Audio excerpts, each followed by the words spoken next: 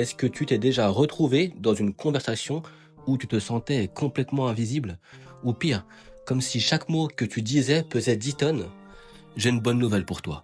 Ce n'est pas un état permanent. Et surtout, ce n'est pas une fatalité. Être à l'aise avec les autres, ça se travaille. Et non, il ne s'agit pas de changer qui tu es. C'est juste une question d'approche. Dans cette vidéo, justement, on va déconstruire les mythes autour de la confiance sociale et explorer des techniques psychologiques et des études fascinantes qui vont changer ta vision des interactions. Et enfin, je vais essayer de te donner des clés simples pour enfin te sentir à l'aise avec n'importe qui.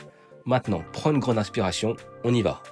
Avant de plonger dans le concret, il faut qu'on parle de ces idées fausses qui pourrissent ta perception de toi-même. Mythe numéro 1, les gens confiants sont nés comme ça. Alors c'est faux, la confiance sociale, c'est comme un muscle. Tu ne te réveilles pas un matin en étant ultra à l'aise, en étant ultra musclé.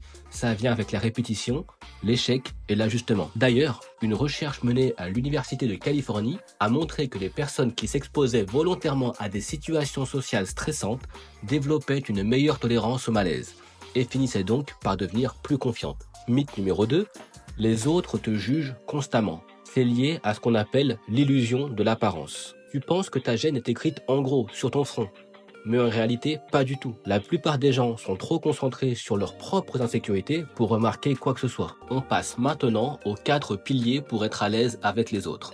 Pilier numéro 1, change ta dynamique d'attention. On a tendance à être trop centré sur nous-mêmes dans les interactions sociales. Toujours à penser des trucs du genre « Est-ce que j'ai l'air intéressant? Est-ce qu'il m'aime bien ?» Et si tu retournais la situation? Essaie de mettre un peu ton attention sur les autres. Par exemple, écoute activement ce qu'ils disent. Pose des questions qui montrent que tu t'intéresses à eux. Une recherche de Harvard a montré que les gens considèrent une personne comme plus sympathique lorsqu'elle les écoute activement et pose des questions. Pilier numéro 2, maîtrise le paradoxe de l'exposition. Un concept clé en psychologie sociale, c'est le paradoxe de l'exposition graduelle. Plus tu te mets en contact avec des gens, même dans de petites interactions du quotidien, plus tu deviens naturellement à l'aise. Par exemple, commence par des échanges simples avec un serveur, un collègue ou même un voisin. Ces micro-interactions t'entraînent pour des situations plus complexes. D'ailleurs, selon une étude publiée dans un journal de psychologie américain, plus une personne te voit régulièrement, même sans interaction significative, plus elle te considère positivement. Ça s'appelle l'effet d'exposition. Pilier numéro 3, cultive la curiosité stratégique.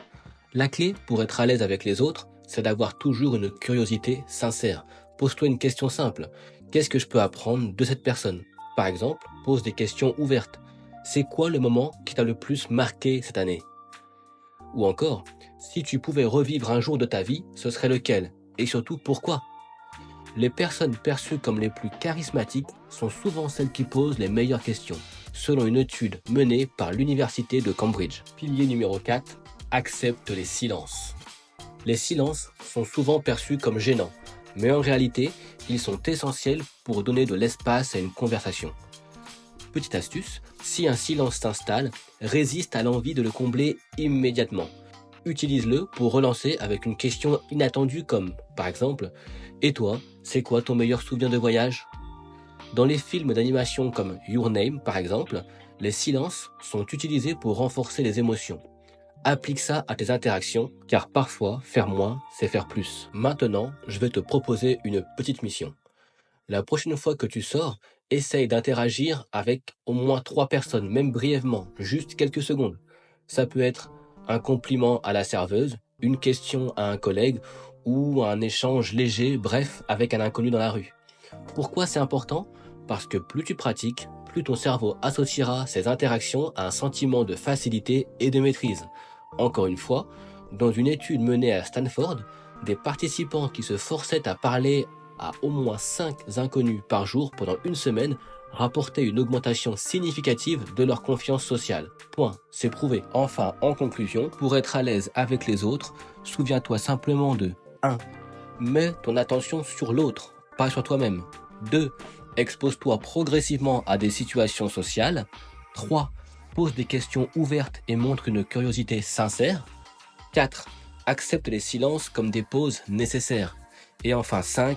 Surtout, pratique. Chaque échange t'apportera plus de fluidité et de facilité. Alors maintenant, dis-moi ce que tu vas essayer en premier dans les commentaires et surtout abonne-toi pour ne pas manquer les prochaines vidéos.